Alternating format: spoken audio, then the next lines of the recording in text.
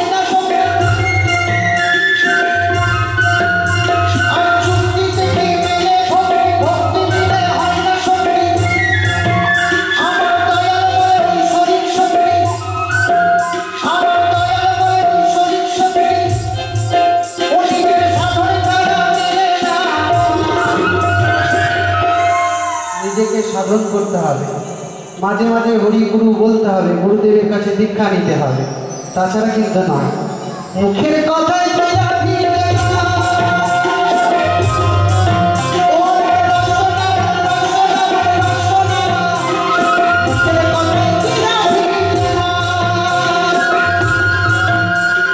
তোমাকে দিলে খাগে দিলে কথা বলে,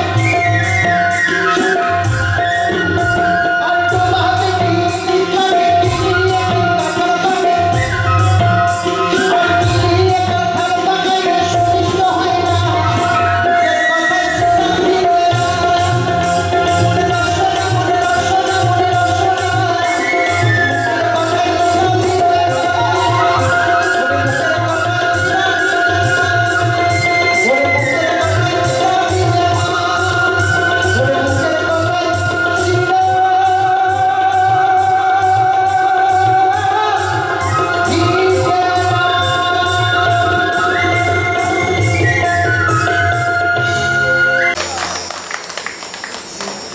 কি ভালো লাগছে না?